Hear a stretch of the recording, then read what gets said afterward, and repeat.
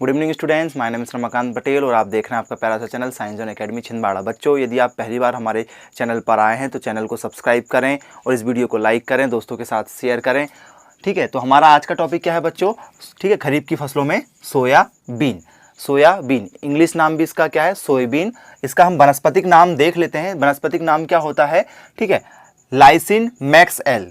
ठीक है, कुछ बुकों में क्या मिल जाता है? लाइसिन मैक्स एल, और कहीं क्या नाम मिलता है? Glycine max. क्या नाम मिलता है? Glycine max. तो ज्यादातर जो नाम मिलता है वो नाम क्या मिलता है? Glycine max. तो दोनों नाम में आप याद रखिएगा। कुल किस कुल का है ये? तो लेग्यूमिनोसी कुल का है। कौन सी कुल का है? लेग्यूमिनोसी कुल का है। अब देखते हैं गुणसूत्र संख्या, क्रोमोसोम संख्या क्या होती है? 2n = 40 होती। क्या होती है? 2n = क्या होती है? 40। तो पहला क्वेश्चन क्या बनेगा आपके पेपर में कि लाइसिन मैक्स एल, ठीक है, किसका वनस्पतिक नाम है? तो सोया का वनस्पतिक नाम है। ठीक है, फिर देखते हैं कि ये लेग्यूमिनेसी कुल, सोयाबीन किस कुल में आता है? तो लेग्यूमिनेसी कुल में आता है। ठीक, क्लियर हो गया। अब देखते हैं गुणसूत्र संख्या 2n = 40 होती है। अब देखते हैं कि उत्पत्ति स्थान, तो इसका उत्पत्ति स्थान कहां से माना जाता है? चीन से माना जाता है। क्लियर हो गया, चीन से माना जाता है। तो चलिए एक बार मैप में देख लेते हैं कि मैप में इसका किस तरीके से होगा, देखते हैं।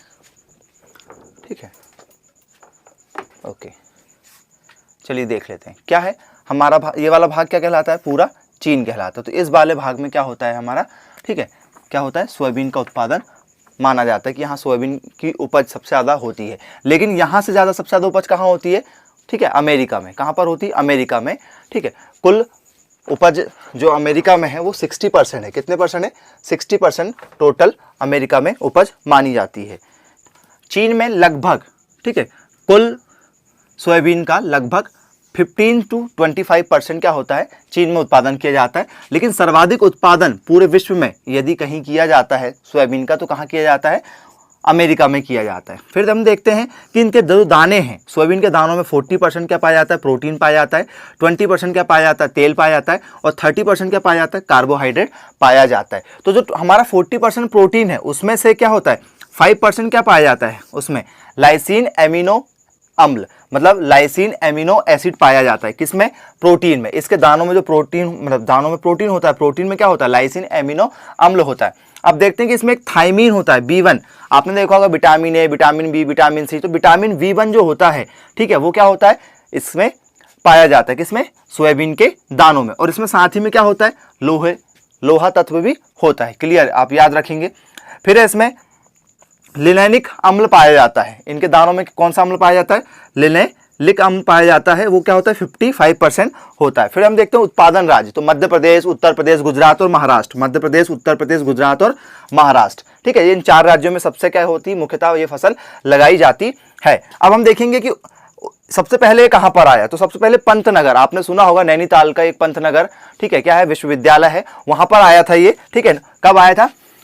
1963 में आया था। पहली बार पूरे भारत में सोयाबीन का जो बात की गई वो कहाँ की गई थी? पंतनगर। कहाँ? नैनीताल के विश्वविद्यालय में। क्लियर हो गया। फिर इसके बाद में हमारे यहाँ कहाँ आया? जवाहरलाल नेहरू। यदि एमपी में बात की जाए तो जवाहरलाल नेहरू कृषि विश्वविद्यालय है हमारा पास। ठीक, कहाँ पर? जबलपुर में। कब आया था? 1966 में आया था। 3 साल बाद कहाँ आया था? जवाहरलाल नेहरू कृषि विश्वविद्यालय। कहाँ? जबलपुर में आया था। याद रखिएगा कि मध्य प्रदेश में सोयाबीन कब से शुरुआत की गई? तो 1966 से जबलपुर में ये शुरुआत स्टार्ट हुई थी। और भारत में कब आया? 1963 में आया। अब हम देख लेते हैं कि यूपी में कब शुरुआत हुई इसकी। तो यूपी में 1934 में कानपुर से शुरुआत हुई थी। और नागपुर में, ठीक है, नागपुर में इसको 1822 माना जाता है। नागपुर में कब माना जाता है? 1822 में। तो ये एक अलग से एक फैक्ट मिल जाता है। अब देखते हैं सोयाबीन का वर्गीकरण। तो सोयाबीन का वर्गीकरण मुख्यतः 5 प्रकार से किया जाता है। कितने प्रकार से किया जाता है? क्लासिफिकेशन ऑफ सोयाबीन कितने प्रकार का है? 5 टाइप का है। कौन कौन सा?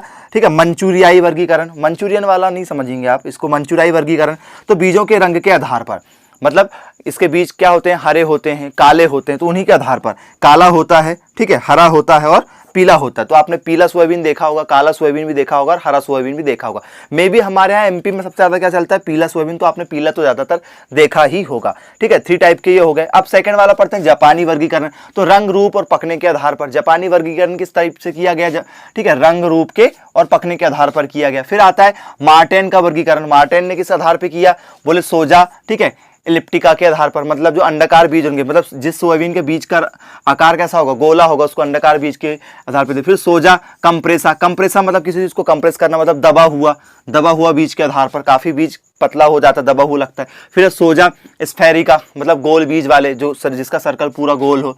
क्लियर, अंडाकार में थोड़ा सा क्या हो जाता है साइज इस तरीके से, और गोल में इस तरीके से हो जाता है। फिर हार्ज का वर्गीकरण, किसका वर्गीकरण, हार्ज का वर्गीकरण, 4 टाइप का। तो इनने फलियों के आधार पर किया था, जो फली लगती है सोयाबीन की, ठीक है। तो उसमें क्या क्या दिया था उन्होंने, सोजा, ठीक है, प्लेटिकरण, फिर उसका सोजा ट्यूमिड, फिर अमेरिकन वर्गीकरण किसके आधार पर हुआ था, पकने के आधार पर हुआ था कि ये सोयाबीन कितने जल्दी पक जाता है या कितने लेट पकता है, उसके आधार पर अमेरिकन वर्गीकरण किया गया था।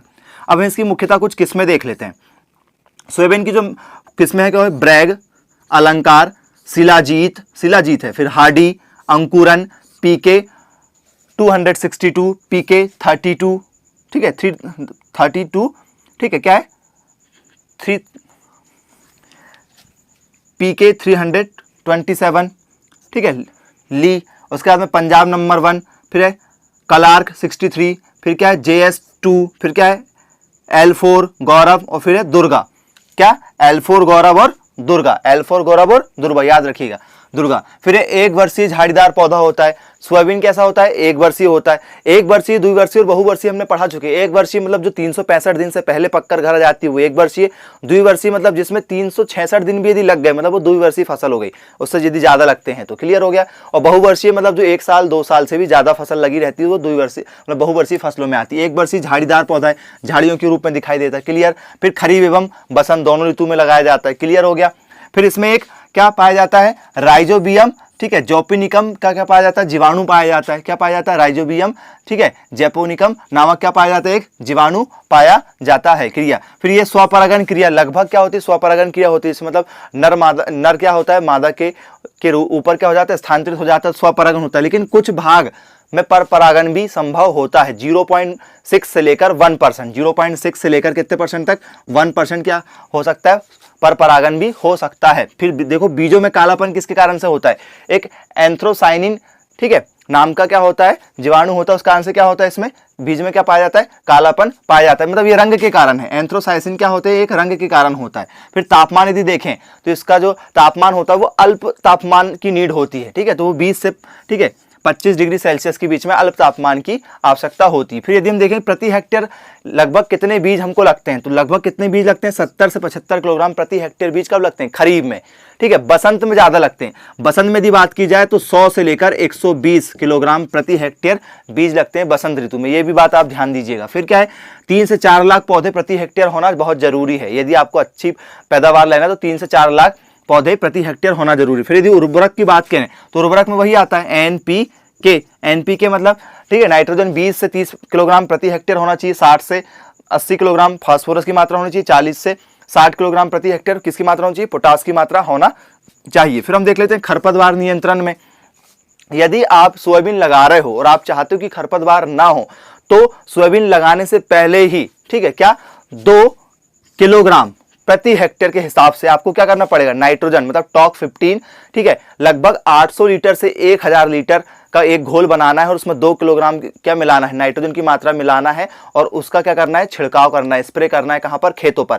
कब, सोयाबीन लगाने से पहले। ये बात आप ध्यान दीजिएगा। फिर चलिए सोयाबीन में होने वाले रोग देख लेते हैं। तो पहला रोग क्या है हमारा, पत्ती काटने वाला कमला कीट। पत्ती काटने वाला कमला कीट, तो ये क्या होता है, ये क्या करता है, ये झुंडों में क्या करता है, पत्तियों की निचले वाले भाग में, जैसे पत्ती है तो पत्ती के निचले वाले भाग में क्या हो जाता है, ग्रुप बना लेता है और पत्ती को क्या करने लगता है, काटने लगता है। क्लियर हो गया। ये क्या होता है, क्या होता है, सुनहरे रंग का होता है या पीले रंग का होता है, सुनहरे रंग का होता है या तो क्या होता है, पीले रंग का होता है और डार्क पीला होता है, ठीक है, लाइट नहीं होता, डार्क पीला होता है।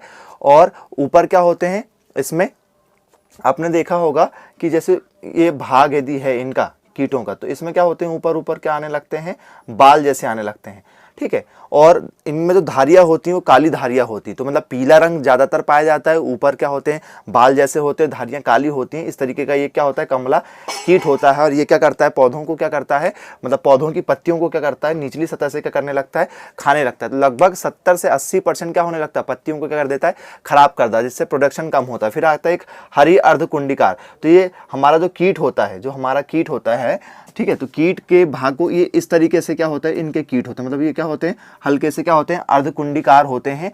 और ये क्या करता है, ये इल्ली क्या करती है कि ये मादा भाग जो होता है, तो मादा भाग क्या करता है, अंडों को जन्म देता है। और ये अंडे धीरे धीरे धीरे धीरे क्या करते हैं, सतह की निचली वाले भाग को ये भी क्या करते हैं, खराब करने लगते हैं। फिर आता है तंबाकू की इल्ली।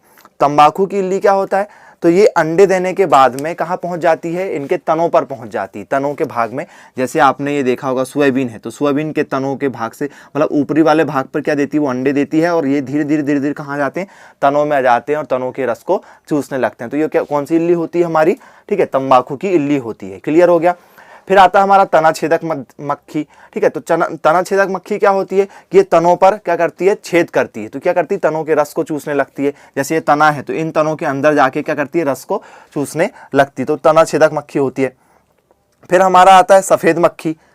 कौन सी मक्खी, सफ़ेद मक्खी। तो सफ़ेद मक्खी क्या होती है, आपने देखा होगा, जैसे मान के चलो मच्छर हो जाते हैं, या हमारी जो छोटी छोटी मक्खियाँ होती, घरों में जो मक्खियाँ उड़ती हैं, उनसे बारीक बिल्कुल सफ़ेद कलर की, जो आपको बिल्कुल महीन दिखाई देगी, ये पीला रोग छोड़ती, पीला विषाणु रोग छोड़ती है, जिससे क्या होने लगते हैं, पत्तियां सूखने लगती हैं। और ये क्या होती है, फलियां ज़्यादा नहीं बनने देती, प्रोडक्शन कम करती हैं। फिर आता है छल्ला भृंग, या उसको बोलते हैं मेखला रोग। तो क्या करती है, जैसे कोई पत्तियां हैं हमारी, जैसे ये मान के चलो एक पत्ती है, तो पत्ती पे ऐसे वलय बना देती, तो जो वो वलय बनाती है, वो वलय क्या होने लगते हैं, धीरे धीरे सूखने लगते हैं। क्लियर हो गया।